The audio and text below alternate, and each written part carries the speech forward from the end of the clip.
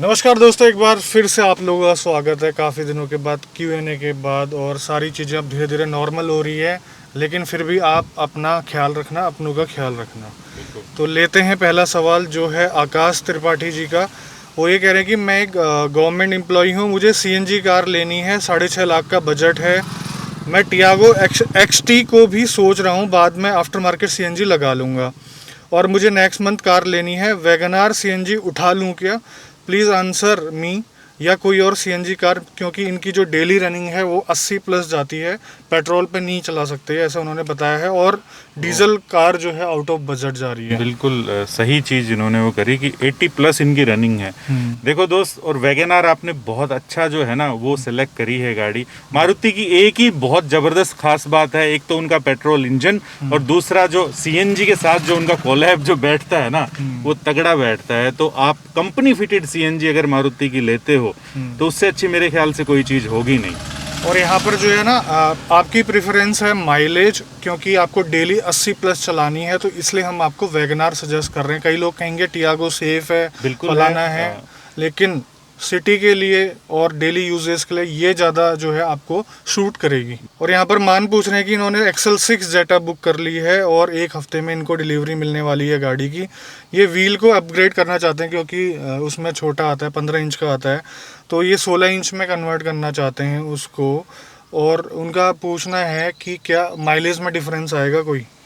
Mileage में तो यार मेरे ख्याल से अगर आप 16 इंच के ऊपर ही जाओगे और वो भारी भरकम वाले टायर मत लगवा लेना कि जो बाहर निकल जाते हैं वो, तो फिर आपको पता भी नहीं चलेगा। एक्चुअल में उसके अंदर साइज छोटा आता ही है यार उस गाड़ी में। आता है। अजीब सा लगता है, बहुत ही अजीब लगता है कि देखो रिम का साइज भी छोटा है, साथ में चौड़ाई भी कम है टायर की, जिसकी वजह से बहुत छोटा लगता है। अगर ज़्यादा खर्चा नहीं करना चाहते हो तो आप चौड़ा टायर लगा सकते हो, 10 mm चौड़ा, तो उससे भी काम बन जाएगा। और एवरेज में उतना ज़्यादा डिफरेंस आपको समझ में ही नहीं आएगा। डिफरेंस नहीं पता हाँ। अरे कैसे पता चलेगा? जो शुरुआत से ही आप गाड़ी में के अंदर टायर चेंज करवा लो, आप ये सोचो कि आपकी देती इतनी है। तो यहाँ पर डॉक्टर गौरव पूछ रहे हैं कि कैरावैन जो है जिसमें हम लोग गए थे वो क्या कंफर्टेबल थी? देखो कैरावैन का तो यार रवि भाई ऐसा है कि जिसमें हम गए थे बात उसी की नहीं है। बात ऐसी है कि बहुत सारी कैरावैन उसी टाइप की ही है। मुझे नहीं लगता कि अगर आप उसको लेकर के पहाड़ों की तरफ जाते हो, टेढ़े मेढ़े रास्तों की तरफ जाते हो और वो फैमिली के साथ जाते हो, तो वो उतनी ज्यादा कंफर्टेबल है। बिल्कुल ठीक है, तेरे को क्या लगता है? बिल्कुल, उसमें पीछे लीफ स्प्रिंग लगी हुई है और लीफ स्प्रिंग का आपको कंफर्ट पता है। हम उसको लेके मनाली गए थे, मज़ा बहुत आया ट्रिप में, लेकिन जब जहाँ पर गड्ढे आ रहे थे ना, वहाँ पर बहुत ज़्यादा अनकंफर्टेबल फील हो रहा था, क्योंकि उछल रहे थे हम, लिटरली उछल के इधर से उधर, इधर से उधर। अगर गाड़ी में एयर सस्पेंशन है, वो कैरावैन है, तो बात अलग है। नॉर्मल सस्पेंशन भी है तब भी चलेगा। हमें मज़ा ज़्यादा गाड़ी की वजह से नहीं आया, हमारा सर्कल ऐसा था उस वजह से ज्यादा मजा आया। ठीक है, तो ये चीज आप देख लेना। और दूसरी चीज की आप अगर Your Bolero is running on reserve fuel. Your Bolero is running on reserve fuel. और गौरव ऐसा अगर आप कन्वर्ट करवाने की सोच रहे हो या कैरावैन बनाने की सोच रहे हो, तो ये भी देख लेना कि अपने इंडिया के अंदर इस टाइप के स्पॉट कितने के जहाँ पर आप जाकर के कैंपिंग वगैरह कर सको। ऐसा बहुत कम है, क्योंकि यहाँ पर जो क्या कहते हैं कि जनसंख्या जो है वो बहुत ज़्यादा है। आपको एकांत जो है ना वो बहुत कम जगह पर मिलेगा। तो यहाँ पर हैप्पी अग्रवाल पूछ रहे हैं कि अभी इनके पास जो है 14 मॉडल वैगनार है, 900 से 1500 किलोमीटर की इनकी महीने की रनिंग है। डेली ऑफिस जाते हैं, जो कि रिमोट एरिया में है। 12 किलोमीटर वाली जो सड़क है, 12 किलोमीटर तक बड़े बड़े गड्ढे हैं और पानी रहता है। तो अभी ये कॉम्पैक्ट SUV में शिफ्ट करना चाहते हैं और 10 से 12 लाख का इनका बजट है। नियरेस्ट शोरूम जो है मारुति, हुंडई, फोर्ड और महिंद्रा है। सर्विस अच्छी है। पेट्रोल में जाना चाहिए या फिर डीजल में जाना चाहिए। और इनको जो है 10 से 12 साल तक गाड़ी को रखना है। क्या बात है। और ये भी बोल रहे हैं कि हम सब हेल्दी हैं रवि भाई जैसे। वेल वेरी गुड, आप हेल्दी हैं रोज़ारे। मेरी बात सुनो कि आपका बजट काफ़ी अच्छा खासा है, जिसके अंदर सिर्फ एक कॉम्पैक्ट SUV की बजाय जो है एक मिड साइज SUV भी आप देख सकते हैं, और वो भी बेस वेरिएंट वगैरह आपके उसमें आ जाएंगे। और ये भी अच्छी बात है, आप दोनों में ही जा सकते हो। आपकी रनिंग ऐसी है कि आप डीजल भी उठा सकते हो, पेट्रोल भी उठा सकते हो दादा। तो अगर मैं यहाँ पर आपको पेट्रोल की बताऊं तो आप सेल्टोस बेस वेरिएंट के ऊपर आप जा सकते हो, या क्रेटा बेस वेरिएंट के ऊपर भी आप जा सकते हो, वो आपको लगभग 12 लाख के आसपास ही पड़ेंगी। स्पेसियस है गाड़ी, कंफर्टेबल है, अच्छे अच्छे गड्ढों में से भी आराम से निकल जाएगी, आपके पर्पस को पूरी तरीके से सोल्व भी करेगी। और डीजल में भी मेरे हिसाब से ये ऑप्शन होने चाहिए। हाँ, डीजल के अंदर भी यही ऑप्शन होने चाहिए। डीजल के अंदर एक और है, थोड़ी सी फन टू ड्राइव आपको चाहिए तो आप इको स्पोर्ट डीजल भी उठा सकते हो। बिलीव मी कि आज के दिन भी अगर कॉम्पैक्ट एसयूवी की बात करें तो सबसे स्मार्टेस्ट डिजाइन जो है कि कितने साल से चला रहा है, लेकिन सबसे नई नवेली जो है ना वही लगती है। बट एक चीज देख लेना, आप जैसा बता रहे हो, आप मेरी तरफ हेल्थी हैं, हाँ। तो एक बार बैठ के जरूर देखना गाड़ी में, अगर स्पेस बनता है आपके मतलब का तो तभी लेना इको स्पोर्ट में। नहीं तो ये जो क्रेटा और सेल्टोस जो बताए हैं, डीजल में भी और पेट्रोल में भी अच्छे ऑप्शन है। और मेरे हिसाब से आपके पास एसयूवी है कोई तो डीजल होनी चाहिए मेरे हिसाब से, अगर आप थोड़ा सा उसमें उसको एंजॉय करना चाहते हैं तो, क्योंकि नेचुरली एस्पिरेटेड इंजन आता है इन दोनों क्रेटा और सेल्टोस में। तो यहाँ पर लक्ष्य जी पूछ रहे हैं कि इनका 8.5 लाख का बजट है और या तो इनके पास दो ऑप्शन है, टियागो XZA AMT और i10 नियोस आस्टा AMT। और ये पूछ रहे हैं कि टियागो का परफॉर्मेंस सही है क्या ऑटोमेटिक में, AMT किसका बेटर है, टियागो या नियोस। देखो आपने ना AMT के ऊपर बड़ा जोर दिया है, ठीक है, तो मैं आपको यहाँ पर बताऊंगा कि नियोस का थोड़ा सा स्मूथ AMT जो है ना वो आपको लगेगा टियागो के बेटर। टियागो का थोड़ा सा जर्की आपको फील होगा। गाड़ी नो डाउट जो है वो टियागो ज़्यादा सेफ है। तो ये आप अगर आप एक स्मूथ ड्राइव चाहते हैं तो आप मेरे ख्याल से उसके ऊपर जाइए, नियोस के ऊपर। और टियागो के परफॉर्मेंस की बात ये है कि ओके है, उतना ज़्यादा अच्छा भी नहीं है, उतना ज़्यादा बुरा भी नहीं लगेगा आपको चलाने में। थोड़ा सा उसके कंपैरिजन में जर्की एक्सपीरियंस आएगा। बाकी सिटी यूज़ के लिए, बाकी हाईवे यूज़ के लिए गाड़ी सही है। और यहाँ पर आयुष पूछ रहे हैं कि इनका जो है थोड़ा सा कंफ्यूजन ये हो रहा है कि इनको या तो कॉम्पैक्ट एसयूवी में जा सकते हैं, जैसे कि नॉन टर्बो वाला जो वेरिएंट है मैग्नाइट का या फिर काइगर का, या फिर इस टाइप की गाड़ियों में जा सकते हैं जैसे कि टिगोर हो गई, ओरा हो गई, अमेज हो गई, एस्पायर हो गई। ठीक है, क्योंकि बजट जो है इनका, अगर आप ये कॉम्पैक्ट एसयूवी में जा रहे हैं तो इतना ही है, लगभग इन्होंने 6.5 से 7.5 लाख का बजट इन्होंने बताया हुआ है। और गाड़ी इनके पिताजी यूज करने वाले हैं और वो चलाएंगे गाड़ी पहाड़ों में, उत्तराखंड में पहाड़ों में, क्योंकि वहाँ पर गवर्नमेंट टीचर हैं। और कभी कभार जब घर जाना होगा तो हाईवे की ट्रिप भी हो जाएगी। और निसान का जो है सर्विस सेंटर अवेलेबल है नहीं इनकी सिटी में, तो उसको तो आप हटा दीजिए वहाँ से। तो किस गाड़ी में जाना चाहिए, कॉम्पैक्ट एसयूवी में छोटे इंजन के साथ जाना चाहिए पहाड़ों के लिए, या फिर रेगुलर गाड़ी जैसे सेडान, ओरा, टिगोर पे जाना चाहिए? यार रवि देख, यहाँ पे प्रैक्टिकल जो चीज़ें हैं वो दोनों तरीके से आ रही हैं। क्या, एक अगर एसयूवी है तो उसके अंदर थोड़ी बहुत ऐसी पावर भी होनी चाहिए कि जो पहाड़ों के अंदर, क्योंकि इन्होंने चलना ही पहाड़ों के अंदर है, ठीक है, तो वो डेली 1-2 बार का चल जाता है कि यार चलो हमारे पास है, बाकी तो नॉर्मल रोडों के ऊपर चलाते हैं, लेकिन इन्होंने चलना पहाड़ों में ही है। तो एक, हालांकि एसयूवी के अंदर आपको ग्राउंड क्लियरेंस अच्छा मिल जाता है, स्पेस भी ठीक ठाक मिल जाता है, वो तो चलो ठीक है, अच्छी बात है। लेकिन मेरा मानना है कि मैं अगर होता आपकी जगह तो मैं टिगोर वगैरह के ऊपर जाना ज़्यादा प्रेफर करता। ठीक है, टिगोर की भी ग्राउंड क्लियरेंस वगैरह अच्छी है, उसमें कोई दिक्कत नहीं है आपको चलने में पहाड़ों वगैरह के अंदर, और चलेगी भी इससे कहीं ज़्यादा बढ़िया। तो ये आपके ऊपर डिपेंड करता है कि आपको चलने में थोड़ा सा फील ज़्यादा अच्छा चाहिए, या आप सिर्फ एक मतलब कि वैसी प्रैक्टिकल गाड़ी चाहिए जिसके अंदर इंजन के अंदर इतना ज़्यादा जोर नहीं है। क्योंकि पहाड़ों में यार थोड़ा सा इंजन सही होना चाहिए। ऐसा नहीं है कि वो दोनों गाड़ियां जैसे मैग्नाइट होगी और काइगर होगी वो चल नहीं पाएगी, बेशक चल पाएगी ना, तो आपको वहाँ पर चलाने में मजा आएगा। आपको डाउन शिफ्टिंग करते रहनी पड़ेगी बार बार, और साथ में एवरेज भी नहीं देगी वो बिल्कुल गाड़ी, नहीं देगी, क्योंकि वहाँ पर खींची रहेगी उसको, मतलब ज़्यादा प्रेशर रहेगा इंजन के ऊपर, जहाँ पर फ्यूल जो है आपका ज़्यादा बर्न होगा। तो ये डेली ड्राइवर बनने में थोड़ा सा मुश्किल हो जाएगी।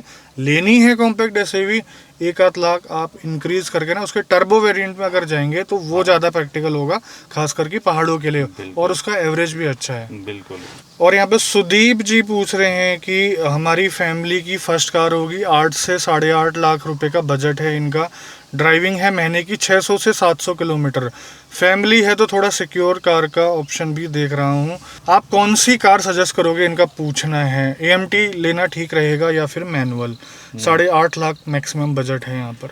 फैमिली के लिए 8.5 के आसपास जो है, अगर थोड़ी सी आपको प्रैक्टिकल गाड़ी चाहिए मेरे ख्याल से ब्रेजा आ जाती है। ब्रेजा का LXi वैल्यू फॉर, हाँ वैल्यू फॉर मनी है। बेस वेरिएंट जो है, इंजन भी काफ़ी अच्छा है, सेफ भी है, 4 स्टार रेटिंग के साथ है, ये चलने में भी बढ़िया है। और मारुति का सर्विस सेंटर भी हर जगह अवेलेबल है, तो आप जा सकते हैं दादा इसके ऊपर। हाँ, और 2 ऑप्शन और हैं, या तो मैग्नाइट में भी जा सकते हैं और आप काइगर पे भी जा सकते हैं। इनके टर्बो वेरिएंट को भी ले सकते हैं आप, जो कि एक अच्छा यहाँ पर डिसीजन रहेगा। और दूसरी चीज़ ये है कि 600 से 700 किलोमीटर आपने जो महीने में चलना है, वो चलना कहाँ पर है वो देखिए आप। आपको फिर भी लगता है कि आपको वाकई में AMT की ज़रूरत है, तभी कंसिडर करना, नहीं तो मैनुअल ठीक है। सचिन शर्मा जी का सवाल है कि 19 मई को एक एक्सीडेंट हुआ था, भगवान की कृपा से इनको कोई चोट नहीं है, ऐसा ये बता रहे हैं। एक इनके पास इको स्पोर्ट थी, वो 10 फीट गड्ढे में गिर गई। कार ड्राइवर साइड से गिरी, ड्राइवर साइड का A pillar, door, rear view mirror and आगे के दोनों टायर में कट आया है। सर्वेयर राइट साइड के क्लेम पे एग्री है, बट क्रेन से निकालते टाइम लेफ्ट साइड की जो क्लैडिंग डैमेज हो गई थी और डोर पे कुछ स्क्रैच आ गए थे। गाड़ी एक साइड से गिरी थी, इसलिए राइट साइड डैमेज क्लेम में इशू हो रही है, बट सर्वेयर लेफ्ट साइड में आनाकानी कर रहा है। बोल रहे हैं कि गाड़ी तो एक साइड गड्ढे में गिरी है, वो क्लेम होगा।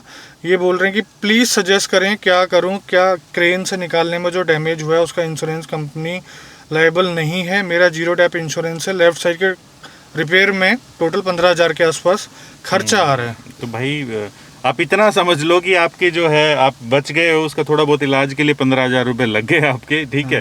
संतुष्टि आपको मिल जाएगी, क्योंकि जो लेफ्ट साइड का क्लेम है वो तो इंश्योरेंस कंपनी नहीं देगी आपको, अगर आपने उनकी स्टोरी से मैच ही नहीं करेगा। बिल्कुल, अगर आपने बता भी दिया है कि यार ये क्रेन से निकालते वक्त हुआ है, फिर तो आप भूल जाओ कि वो आपको देगा। हाँ, और वैसे भी कौन सी स्टोरी आप बनाओगे, एहतियात बरतना चाहिए था क्रेन से निकालते टाइम। ये काम करो, आप क्रेन वाले से ले लो थोड़ा बहुत। देखो 15,000 ज़्यादा मोटा अमाउंट नहीं है, आप सही सलामत है, यही सबसे बड़ी बात है। आप एक बार जो है ना अच्छे किसी डेंटर पेंटर्स को भी दिखा दीजिए, हो सकता है वो सस्ते में निपटा दे इन चीज़ों को, लेकिन क्वालिटी वर्क करवाना, ये हम आपसे कहना चाहेंगे। ऐसा नहीं कि आप रोड में चलते फिरते किसी से भी करवा लें।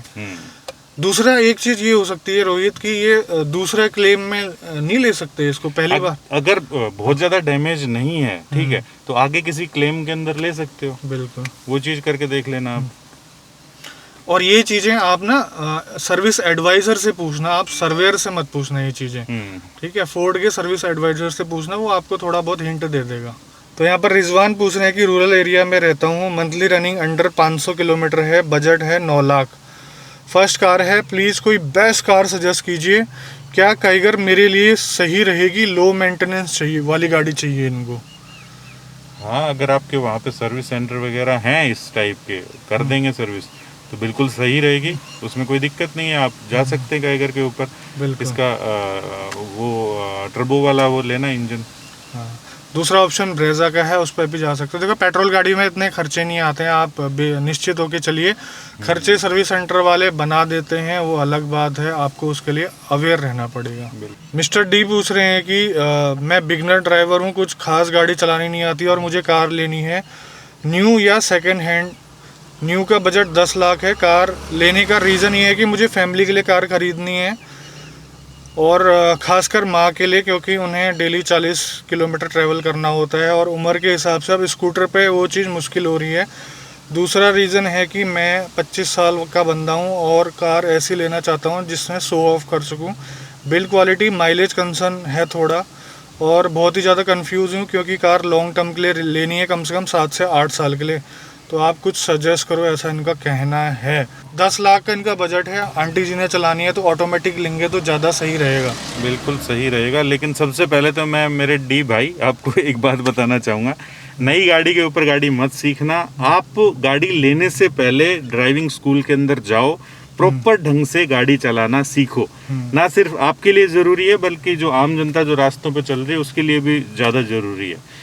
नई गाड़ी आएगी, आप शोशेबाजी करोगे उसके ऊपर, फिर दिक्कत हो सकती है। बिल्कुल, और 10 लाख के अंदर देखो यार, मैग्नाइट का CVT भी आ जाएगा, बहुत अच्छा चलता है, ठीक है, और सेफ भी है गाड़ी, और काइगर में भी जा सकते हो आप। ये 2 ऑप्शन आ जाएंगे 10 लाख के अंदर। हाँ, और इससे अगर थोड़ा सा ऊपर आप जा सकते हो तो ये ब्रेजा ये ब्रेजा का भी ऑटोमेटिक आ सकता है।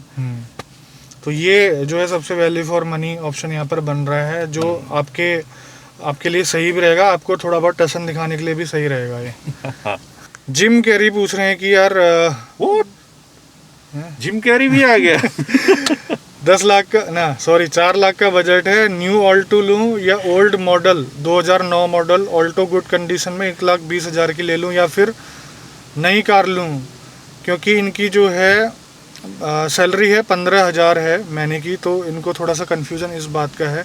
मेंटेनेंस फ्री कार हो, 3 लाख कैश हैं और 2 का लोन ले सकते हैं ये, वैसे मतलब टोटल 5 लाख का बजट हो सकता है इनका।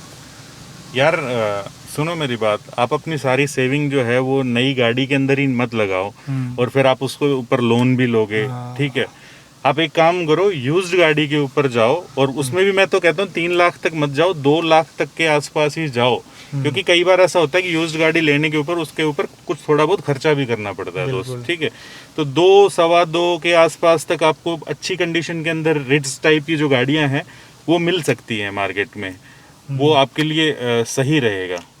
ऑल्टो पे ना जाके सैलरियो में जा सकते हो, वैगनार में जा सकते हो भाई साहब। वैगनार मेंटेनेंस फ्री कार है, बहुत सस्ते में उसका मेंटेनेंस हो जाता है, आपकी जेब पे भारी भी नहीं पड़ेगी इन फ्यूचर। और जब फ्यूचर में कभी निकालोगे तब इतना ही दे भी जाएगी, उसका कोई बिगड़ता ऐसा कुछ नहीं है, मतलब रीसेल का वैसे तो बहुत कुछ बिगड़ सकता है। लोन के चक्कर में मत पड़ना लेकिन। हाँ, कहने का मतलब है ये।